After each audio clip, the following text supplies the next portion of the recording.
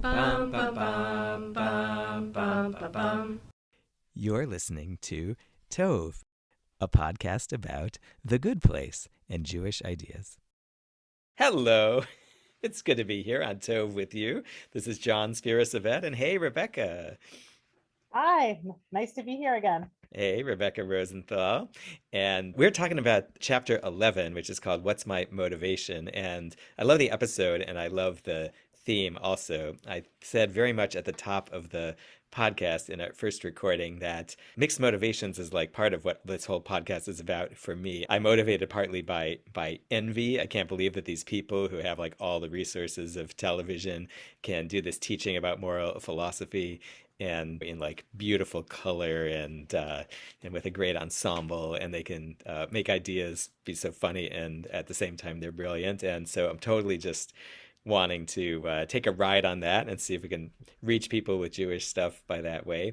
I don't think I'm motivated especially by like the desire to be famous as a podcaster, although I wouldn't refuse that. And I'm totally not speaking for Rebecca, who I'm sure has only pure motivations. My motivations are only to learn Torah forever and ever. That's why I want to hang out with you. So I also enjoy hanging out with my friends on podcasts, and this is just such a good episode. I when you sent out the list, I knew that this was one of the ones that I wanted, and I even when I watched it again, I didn't remember all the amazing parts about it. But I love this one mostly for the end of this episode, which we could talk about closer to the end of the podcast. But it's just there's so many great like lines and moments and things that happen in this episode. So it's a good one. So again, it's called What's My Motivation? Do you want to read, Rebecca, the summary? Sure. After Michael shares all the point totals of everyone in the good place, Tahani helps Eleanor work on earning points by being kind to everyone so they can make the case to Sean that Eleanor should stay. When it doesn't work, Eleanor realizes that her motivation is corrupt and only for self-preservation, and the only option is to sacrifice herself in some way. Chidi is unable to respond to real Eleanor's declaration of love because he is unsure of his own motivation for saying, "I love you" back. Michael discovers Jason's true identity after he and Janet reveal that they are married. In flashbacks, we see how Jason died in a safe while trying to rob a restaurant with his friend Pillboy. Sean arrives, and just as Eleanor is about to turn herself in, Janet offers an alternative option, the medium place, and they escape with Jason on Sean's train. All right. So you were saying so many good lines and things like that. Anything to fan Rav over in this episode? Well, the beginning, when Chidi says to real Eleanor, which is, it's funny to call her real Eleanor because of what we learn about her later. But when he says to real Eleanor, wow, your point total is crazy high, Eleanor. And Kristen Bell Eleanor says, crazy high, Eleanor. That's what they used to call me. So that part, that was pretty funny. And then when Jason and Pillboy are talking about Jacksonville, and he says, it's one of the top 10 swamp cities in northeastern Florida. I thought that was pretty funny. I thought Chidi and Eleanor's morning hard-boiled egg routine, and Chidi says, I don't know what I love more, the eggs or the routine. That was great. And I related to that because I think I would like if I just knew what I was going to eat for breakfast, and maybe for every meal, every day. But breakfast is always this meal where I go in the kitchen and I'm like, what am I going to eat today? As though I have new options or options I don't know about. I buy all the food. I know about the options. And somehow every morning it's like, well, today, what am I going to eat? So I thought I appreciated that moment. And then I love the end when they reveal the idea of the medium place and, Mindy St. Clair and the idea that the medium place exists. It really moves the show forward in a way that we haven't seen as dramatically in a couple of episodes.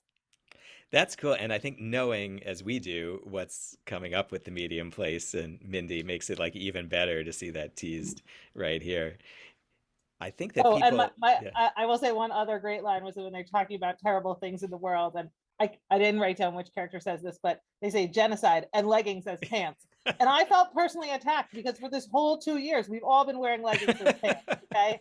It's not as bad as you might have thought. There's, if you watch the bloopers, that like the blooper reel, I don't know that genocide in leggings is on it, but I know that they do like for some other things this kind of thing. I think in improv it's called the like line orama or something, where they just try to play the same joke with different words in it. I thought actually that like that was Tahani's thing about conflict resolution, which is when she had to mediate between what is it, my friend's scary sporty posh and baby and my other friend Archbishop Desmond Tutu. Anyway, she said it so fast without stumbling over it, and I could just imagine like a Mad Libs where you have to combine two totally different things like that. Janet has so many of the good lines in this episode. Early on, when she and Jason are trying to kiss, and she says something like, "Was that enough tongue? I could make more tongues." So, Oh yeah, that is a good line. see, you won't hear your rabbi talk about that all the time. I love that crazy high Eleanor thing at the beginning, even though like you could so know it was coming. Like it's exactly the joke you would know is coming, and even after watching it for like the fourth time in a row, I just laughed.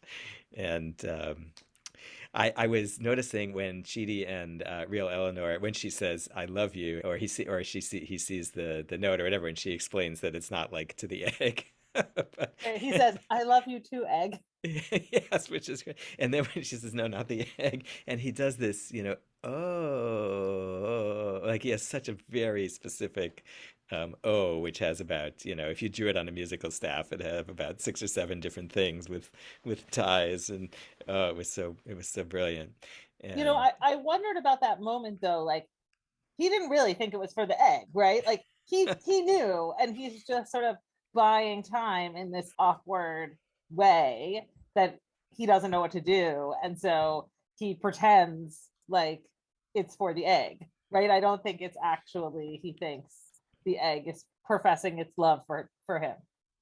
Yeah, and totally. I think we'll come to this when we talk about the theme, but this, I mean, I'm now, as you're saying that, realizing that Chidi is like a guy who really has to have a specific motivation and understand it before he can do anything like even smile in response to a cute fortune egg. I also love that Janet is the source of the genocide and leggings as pants thing, but she also I thought that when she was explaining to Michael how it's possible she could have gotten married, and she lists a number of considerations, and then says there is nothing in my protocol that specifically barred that from happening. I feel like and, that's a yeah.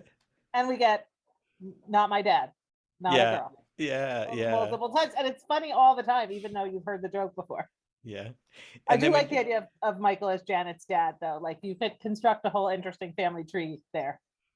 I also like her line, like when she finally gets in Michael's face about wanting to reboot her to get rid of this situation, and she's like, goes all teenager and talks about, when someone behaves in ways that run counter to how you were programmed to behave. Well delivered. Well delivered. I don't know if this is where we discover this, that like Pillboy, I think later we're going to learn that Pillboy seems to be both the name of Jason's friend, but also like his job. He's a pill dispenser at a nursing home, but it's spelled Pillboi. I guess I don't know. I am tickled by that. It's I saw that in the summary that you wrote and sent me, and I thought, like, I wonder how he knows that's how it's spelled. I've seen that somewhere. So we were just briefly talking for a couple of minutes before we pushed record that we've got a lot to say about motivation and some Jewish ideas on that. And independently, I think we arrived at a first same text. I'll tell you the moment that it caught my attention and it made me think, like, yes, this is the right text for this, which is Eleanor and Tahani are talking, and Eleanor has a revelation that the moment everything started to go wrong was at the party. And so she says to Tahani, well, we just have to recreate the party, and so I can go and I can fix everything, right?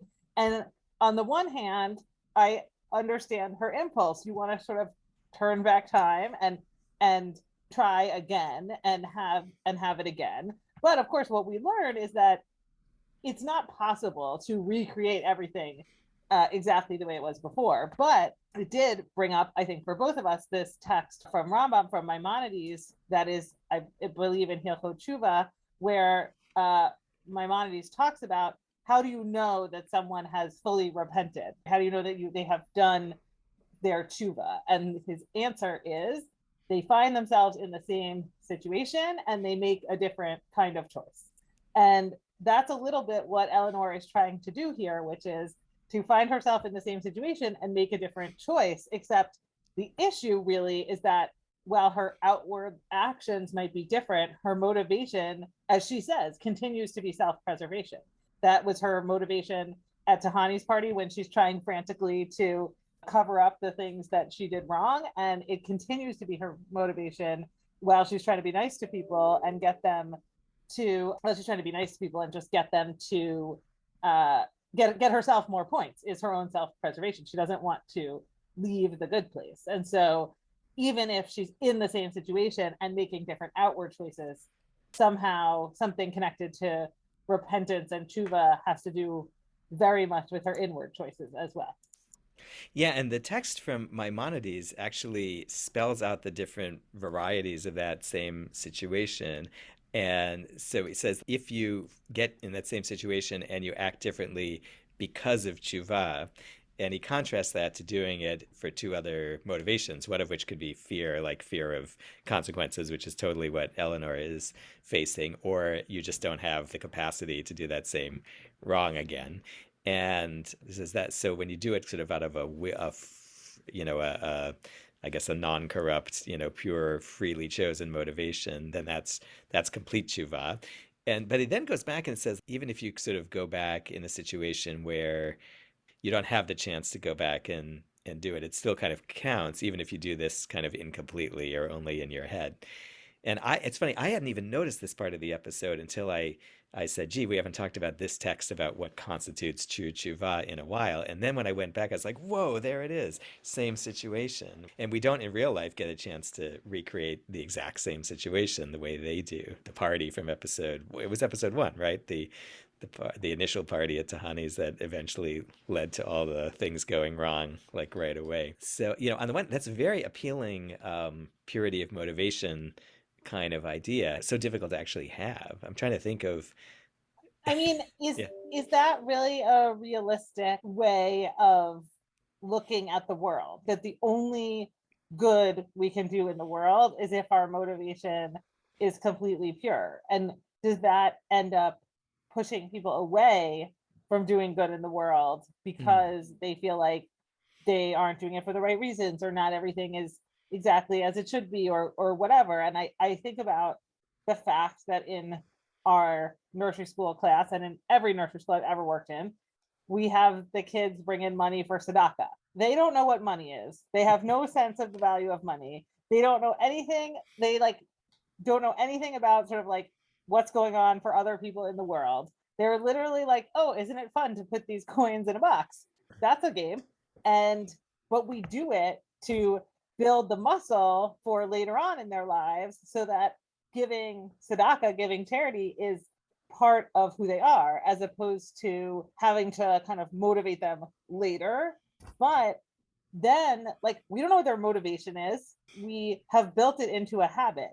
And so, does it really matter so much what the motivation is? And Rambam has stuff to say about that question too, right? About if you give tzedakah, if you give charity in a sort of unmotivated way, but you do it anyway, like, you still get points for giving tzedakah. It's just not as good as if you do it with an open heart and, full of generosity. But it's still good. Like, it's still a good thing to do, to give tzedakah. You shouldn't just wait around until your motivations are good before doing good. Yeah, and I think that this teaching seems to be specifically about tshuva, not saying this is the only kind of good act, but if tshuva is a highlighting of where you need to repair something, this is how you have to do it, and you've got to go the distance. You've got to prove that you're new in this way, or at least make the effort to do that.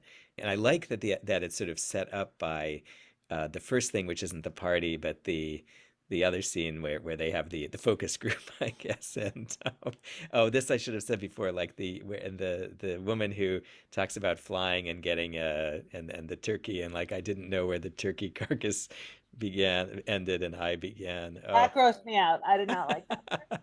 It was delivered with total commitment, that line. It And that joke went like a step too far for me. I was like, I don't want to think about this anymore. okay, we'll rush by that. Anyway, in that focus group, like that's where Eleanor discovers that like apology is not good enough, and that it has to be backed up by action that's really substantial and can prove it. And I think actually, as you're talking now, I'm realizing that I think in the first episode when we had the whole list in the welcome video from Michael, where it describes all the things you get points for, it's very consequentialist and kind of action oriented. I don't know, outcome oriented. Although now I'm thinking about like there was this things about like attended cousin's child's jazz recital or something like that, is you got a lot of points for things like that. And so maybe there's some mix up of intention in there.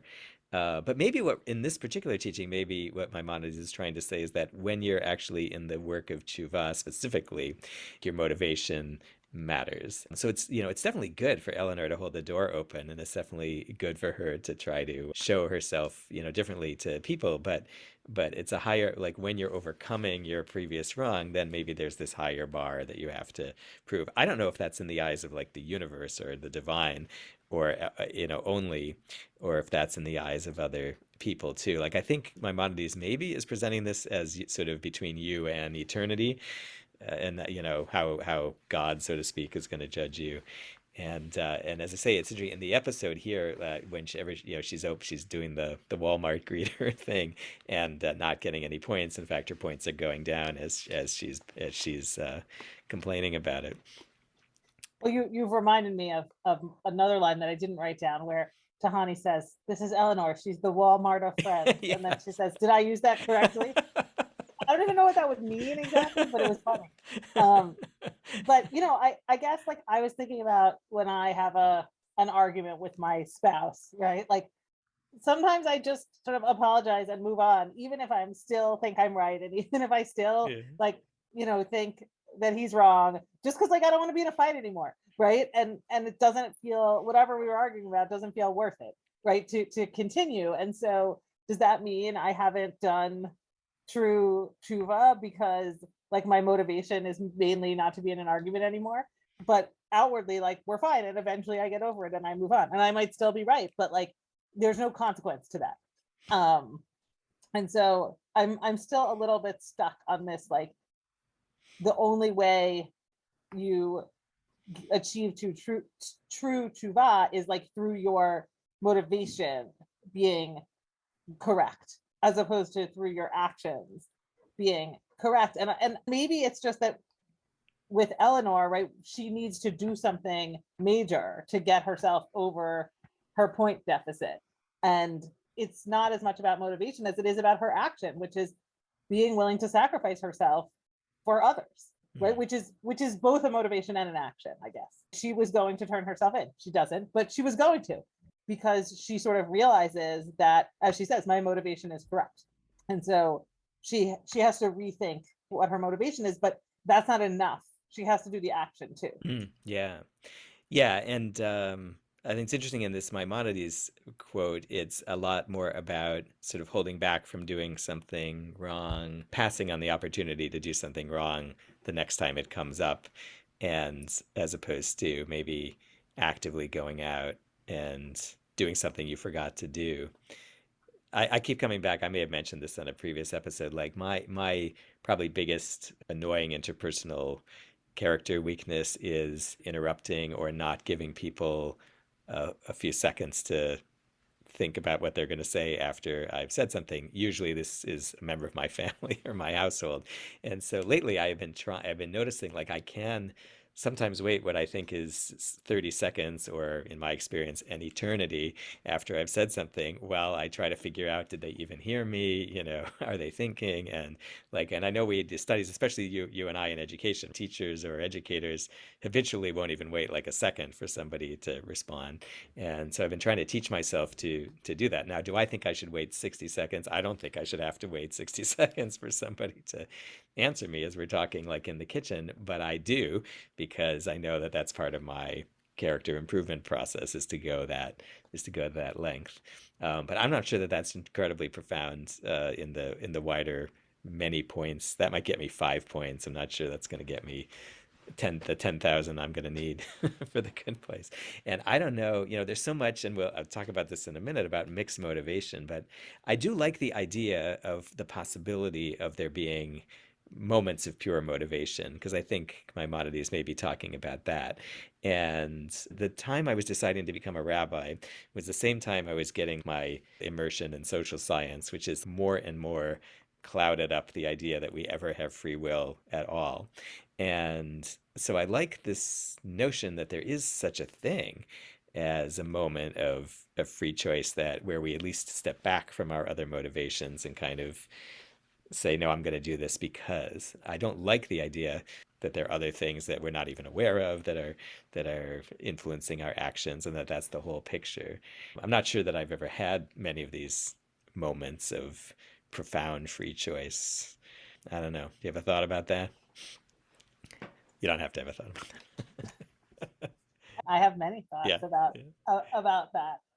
I guess the thing that I was thinking about as you were talking a little bit is, and I'm not 100% sure that this is connected or whether I was having this thought before you started talking, which is, let's say Eleanor's motivation is completely pure and it's just to save her friend. She's going to sacrifice herself. Like, is that a thing we're obligated to do or to consider?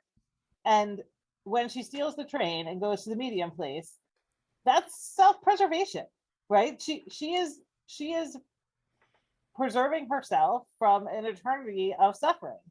And is she really are we really going to argue that she's obligated to go to the bad place in order to save her friends? I don't know. I don't have a good answer to that, right? But if we have like pure free will, I don't know that anybody chooses to go to the bad place. Yeah, so let's fill out the picture with what I think actually is much more the typical Jewish Talmudic view about motivation. And for me, the classic place it comes up is in the Mishnah, commenting on. Some people will be familiar with this prayer, the Shema, that is kind of a central prayer in which we recite actually out of the Torah. And there's this line: you should love Adonai your God with all your heart and with all your soul and with all your might, or all your something. Bechol levavcha is the term in Hebrew. And the Mishnah says, what does all of your heart mean? Why doesn't it just say love with your heart? And the answer is with your two natures, your good nature and your bad nature, what in Hebrew are called the Yetzer Tov and the Yetzer Ra. And the idea is that, and this is really all throughout Talmudic psychology, that our hearts are divided typically between the impulses that want us to be good and generous and the impulses that are selfish and greedy. And the rabbis of the Talmud believe that we can totally turn our evil impulses into good action, into even something in this situation that's called love, love directed toward the divine, or somehow tapping into the divine love. I come with this in my work a lot, because part of the job of being a synagogue rabbi is to be a kind of care provider in different ways.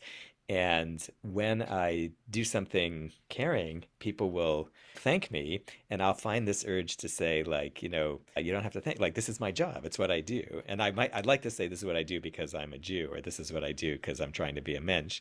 But I know that I have all these motivations. I want to be good at my job, and part of my job is to show up at the hospital when you're sick, and to actually sit down and spend time with you.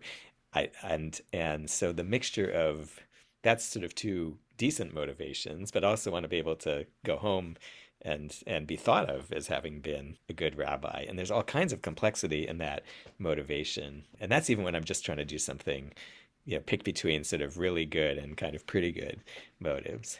But as I say, this podcast, I would love to be known as the guy who figured out how to use a television show to get lots of Jewish ideas out into the world, and to, get some credit for that. That would be awesome. Well, I give you a lot of credit because you wrangle a bunch of us and you make us sit down and Zoom at an official time, which is like herding cats, I'm sure.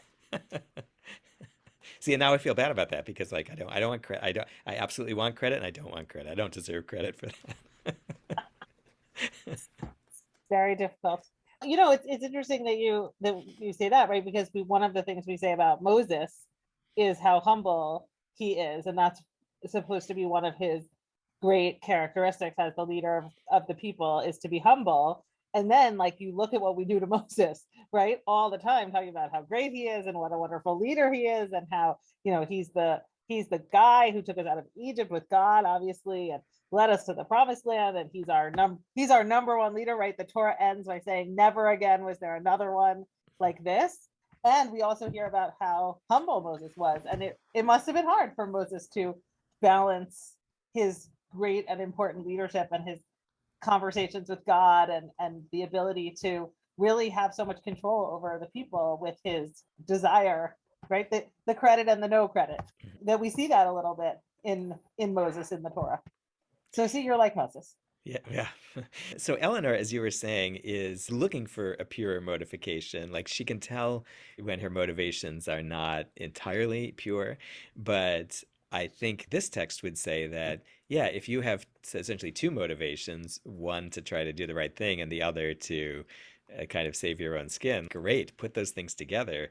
If they're pulling in the same direction, that's much more likely to drive you to do the right thing. So I would think that she doesn't have to, right? To me, all the like the effort that she's making, plus then she's gone, okay, so if saying a verbal apology isn't enough, she's going to write a handwritten note to everybody. All right, that's good enough for me. She's I She's don't need very to see into anything else. t-shirts, Eleanor. Lots of t-shirts. This is my second t-shirt themed episode. Oh, were you in the t-shirt bitch Dress episode bitch also? episode. Yes, Dress I bitch, was on sorry, that one. dress. Yeah. Yes. So yeah, you're right. How extreme do you have to go to? I like mixed motivations a lot. Chidi actually gives the opposite. I was first thinking this is a little forced, but now I'm thinking it's a good counterpoint. Chidi's like, I'm not sure, like, I'm supposed to love this person. I should have the right motive for loving this person, which of course isn't entirely how love works, but he can't get out of that. He has to like assess his motivation to be in love. Chidi is like purity of motivation is once again his kind of downfall here. He can't get anywhere because he won't try anything. And Eleanor's Or, trying to do things out of all her parts. or because she doesn't love real Eleanor. So it's, you can look at it and say, Chidi's paralyzed by indecision because he wants to pick apart his motivation, or you can say he doesn't love real Eleanor, so he can't tell her that, right? Mm. Because we also know that he has an aversion to lying, and so even if he can't articulate that he doesn't love her, and Kristen Bell Eleanor says she's your soulmate, right? She's universe approved. Um, just tell her you love her, and in some ways, like, Eleanor is so generous with her feelings and with her emotions and with everything that is going on with her, and Chidi is so closed up. But I think, I mean, again, this is my knowledge of the rest of the show, but I think part of the reason that Chidi can't tell real Eleanor that he loves her is because he doesn't. Mm, mm. And what you're saying about our Eleanor being, more accessible to all her own emotions, I think that's the idea of all your heart, that whatever she's got, she can bring to this occasion. And she starts with, I'm gonna be nice to every one of these goobers. It's I mean, it takes her to make, to say something snide and snarky just to get her off the ground, and then lose a few points, and then like off she goes. But I really like the picture of human nature where we use the negative emotions maybe to do something good. And now I'll say something, nice about myself.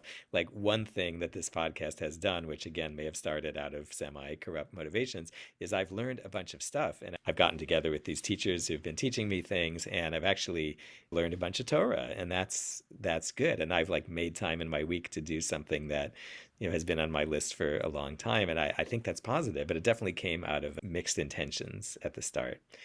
One of the things we often discuss with our teens is, you're on the board of a charity, and someone who does something really evil, right? We use the Sackler family as an example, right? Mm. Comes to give you money. Like, can you take the money to do good in the world if it comes from an evil source? And I think that's a similar question, right? If you do something good, but your motivation is bad, does that somehow taint the good that you've done in the world, right? Think about Tahani. She does a lot of good in the world, but her whole motivation is to like catch up to her sister or get her parents' attention or whatever it is, or to be admired by Brad Pitt or whatever her, whatever her motivation is. It's not just like selfless love of the world. And one of the things we see in Tahani's growth is that she's willing to help Eleanor, not because Eleanor gets her something, but because she starts to consider Eleanor a friend. And this has been, I think, my theme and a lot of the different episodes we've talked about, but they are, in all of our main characters are figuring out how to be better human beings in the good place than they were on Earth, and how to be in relationship with one another in a way that they were not able to be in relationship with people when they were alive. So in a way, it seems like what we're saying is that having a good motivation isn't mean having only pure motivations, but it means knowing that there is such a thing as like good motivation and trying to bring that into the mix. And, we all need pictures of people or pictures of actions that are done mostly for virtuous reasons or out of virtuous motives like that. We have to have that, and that kind of pulls us in a certain direction. And then later on, we can learn that there are people who have a lot of negative things that are in them too, or are driven by whether it's ego or narcissism, or in some cases, I think the hard things that you're saying are, even criminal things that have harmed other people, whether it's financial or sexual, and we have to come to grips with that. But I don't think the goal is to put away forever our evil urge, our Yetzirah. I think it's just to make sure it's not the only thing that's motivating us. Right, and I guess the question is, like, when Eleanor gets on the train with Janet and Jason, is that really evil? Is preventing herself from going to the bad place really evil? I don't think it is, because I think we do have some and Judaism will tell you that, right? We have some obligation to preserve our own life. There is a sanctity to my life and to yours as well, and it's more complicated because they're all dead, but to preserve your dead life. Yeah. But I do think, like, even if Eleanor's motivations are the most pure and that requires her to go to the bad place, is that what we should be advocating for? Pure motivation that leads to eternal suffering for Eleanor, even if it saves other people. And I know eventually we get to the trolley problem, and we'll get there in this in a future episode. But it is a question when we think about the balance, I guess, between motivation and action. So one of the things that I've been thinking about, it just on the week that we are actually recording this, just a few days ago, our colleague, Rabbi Shai Held, who's just across town from Rebecca in Manhattan, wrote something about how often it is women disproportionately who are asked to perform more extreme acts of self-sacrifice in order to, I guess, demonstrate that they're not self-interested, and men aren't held typically to the same standard. Men are allowed to have mixed motives, maybe a lot more. I'm curious if that resonates at all with you. Yes, I think that's true. And I mean, I don't know how much political discussion you want to get into on this podcast, but I saw this really, I think they've changed it, maddening headline in the New York Times about the abortion case that was being argued by Mississippi. And basically one of Mississippi's arguments is like, well, women can have it all now. So like there's no need for abortions because it's so much easier to balance work and family. And this idea that women are supposed to perform, like, really literally in that argument, like, sacrifice your bodily autonomy for some kind of vision of saintly motherhood or something, or having it all, or whatever other crap people come up with. I'm not sure what words I'm allowed to use on this podcast because I have a lot of 4-letter ones, but I don't know if that's left. What would be the good place version of croup? Right, whatever bullshit reason they can come up with for this, and yeah, I mean, I think that's the challenge for a lot of women in a lot of ways, is you should be this perfect self-sacrificing mother for your children, and also have your job where no one notices that you have children or parents to take care of, or any other things that you should have to do. And I think Shai Held, I don't know what prompted him to say that, but he's not wrong, I don't think. Mm-hmm. Yeah, I think he was responding to the fact that there is this trend in religious thought often, and it's in particular he was referencing one Jewish Musar teacher, the Michtav Me Eliyahu, who was really saying whenever you're thinking about your own virtue as you think about doing a good act, that's really a kind of selfishness, and you have to try to get beyond that and figure out the ways to purge that element out of yourself. I have a favorite thing I like to teach when I teach this passage that I was quoting from the Mishnah about your whole heart and the two parts of your heart is this great study that was done. I think it was in partnership with Hyatt Hotels, to give credit where it was due. You know, you go into the hotel and you're given the sign in the bathroom about your towels. You can save water if you don't wash your towels every day. And they made three different conditions. One had the regular sign in it. Another said something like 60% of the people who've been in this hotel have kept their towels off the floor. And another was 60% of the people who've been in your room before you have, thrown your towels in. And the study found that the people who had the sign that said 60% of the people who were in your room acted in this virtuous way those are the people who are most likely to keep their towels and preserve water for another day. You're talking about a hotel where you're never going to meet the other people who stayed in the hotel before you. You have no connection to the person who stayed in the room before. But this idea that you want to kind of look good in front of these hypothetical people who it turned out don't really exist anyway was like a motivation. And like the payoff on that, the saving of water and stuff like that, is so good. Like I'm all for multiple motivation. Well, I don't know if it's just me or not, but like I get paranoid, and every time I talk to like a customer service person that I should be very nice to them because I don't want them to think I'm like mean or a terrible person, even though I'll never see this person again and they're going to go talk to someone else. And are they going to think about me? No, never again. But I don't know if that's motivation or paranoia, but also it's good to be nice to customer service people because they have hard jobs. It really is. Well, I have. In any situation where I'm going to talk to someone I'm never going to see again or encounter again, I still feel like this motivation, this desire for them to think I'm a nice person or a good person. That is so interesting because I face, I think, the opposite scenario living as the one kippah wearing person in my New Hampshire environment, which is I'm immediately recognizable, as a Jew, whatever I do. So I often talk about how if I cut someone off with a grocery cart in the grocery store, the last thing they're going to see while they're cursing, somebody for bashing into them or nearly so is they're going to see my yarmulke and they say that, that Jew that you almost knocked me over in the store, or if I pass like bad behavior on the highway or something like that. And so I actually use that. Like sometimes I think, what's the kippah for? I totally think it's to create an external motivation on myself, which is I also think why I pray as often I do. Like I don't trust myself to have enough internal virtuous motivation, and I don't actually think I need it. I think if I can rely on these crutches to reflect it back on me, that's good. I'm willing to use any source, that I can get. As an educator doing work with teens and younger kids, do you think about this much in any other context than you've mentioned? The question of motivation, what I'm trying to do is to teach children good Jewish habits, things that to help them find something in Judaism that they connect to, or something in Judaism that they might make a regular part of their life, because I think that's a really important skill for them, and also a really important skill for them as they become Jewish adults. And so it's not that I don't care what their motivation is. I want their motivation to be like, they want to be Jewish and they want to be in the Jewish community. And I also want things like knowing the words to the Shema, or knowing how to shake the lulav, or the blessings for Hanukkah to be such an ingrained part of their life that they never stop doing it.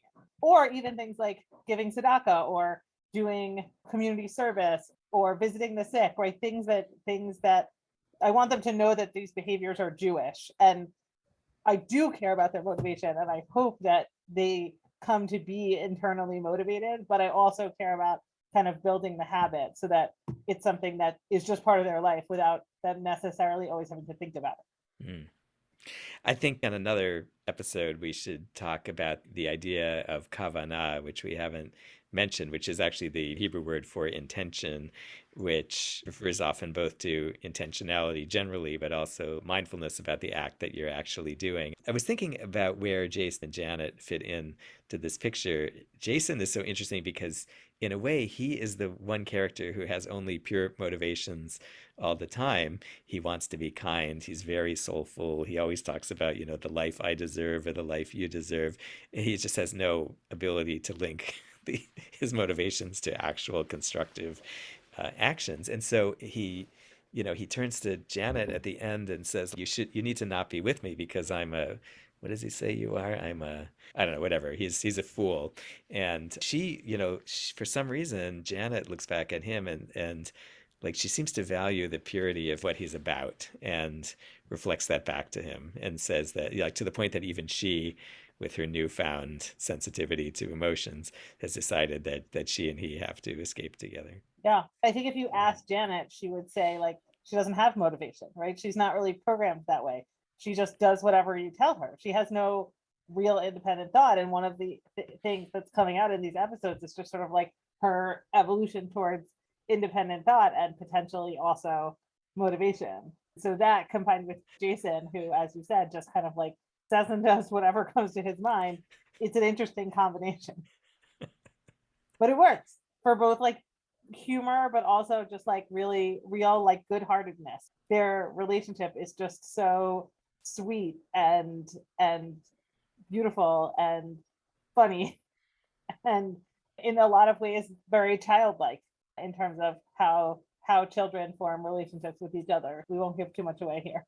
Yeah, and it ties back to what you're saying before about kind of the repeated actions of younger kids who don't understand fully what they're doing, but you build a basis for that. And Janet and Jason, in their own ways, make a good case for actions we can recognize as good without having to clarify what the motivations are all the time. If you had to choose between that and Chidi, it's sort of much more appealing to go in that direction. And Eleanor is interesting, because she is this ultimate equilibrium of many. It's much more dynamic with her. She's kind of questioning and reflecting on her actions and her motivations like more dynamically than probably anybody else is.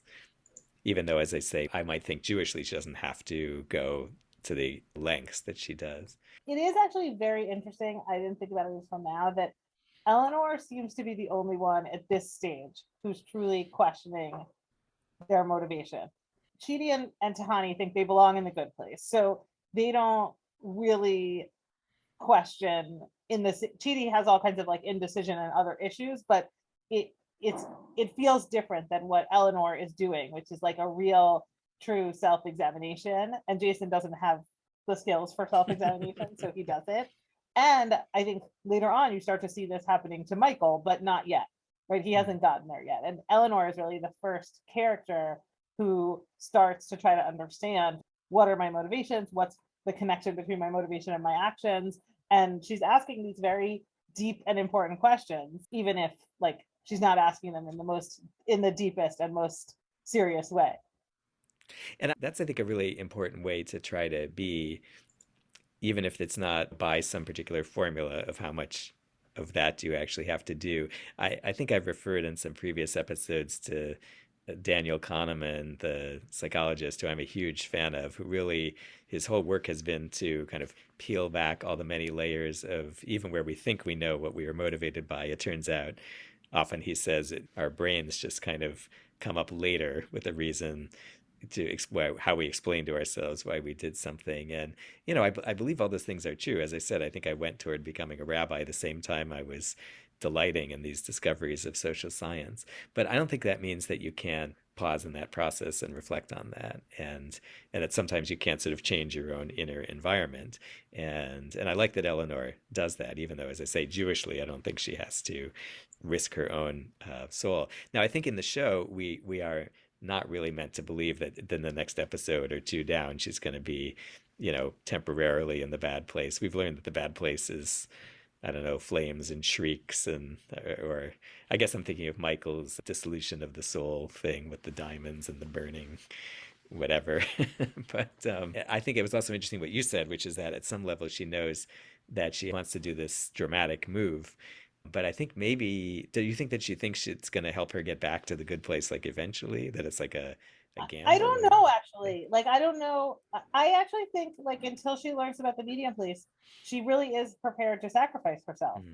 And that's why she sends them all on the ridiculous errands with the letters and the shirts. And so I do think she's prepared to sacrifice herself. And then when she learns about the medium place, she's like, oh, like this makes so much more sense, right? Like if I have to pick between good and bad, I guess I'm more bad than good.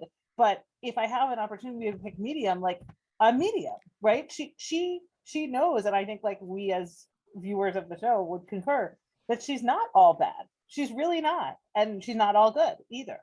As none of us are. And so I think she thinks, okay, well, before I knew about the medium place, it made sense for me to go to the bad place. But now it doesn't make sense for me to go to a place where like, everyone is really, really bad.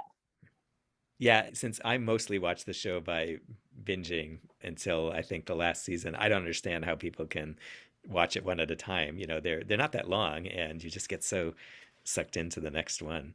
And this has been kind of a series. I think the last one, Chidi's Choice, and this one and the Medium Place are like a cluster of three, which are like so awesome together. All right. Well, Rebecca, great to talk to you once again. We are heading for the end of season one. I can't believe it.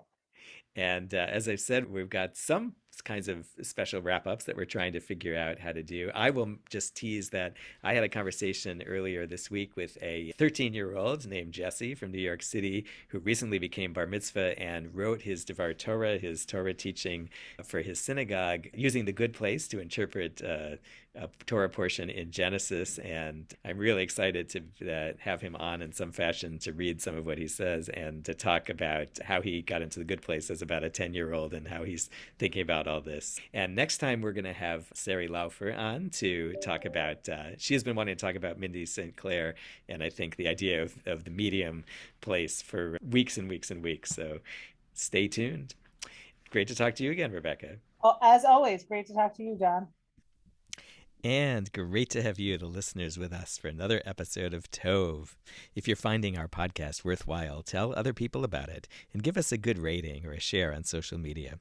You can find our show notes with things like definitions of Hebrew terms we used or who Maimonides is, as well as the source texts we discussed, all at tovegoodplace.com. You can interact with us on Facebook, Twitter, and Instagram at Tove Good Place. Or drop a note with a thought or a question to Tove at tovegoodplace.com. I'm John Spira-Savet at RabbiJS3, and I have a website and periodic blog of my own, rabbijohn.net. Rebecca Rosenthal is on Instagram at Rabbi Rebecca Bakes. Once again, thanks for spending this time with us. Now go learn more about something good. Bum, bum, bum, bum, bum, bum, bum.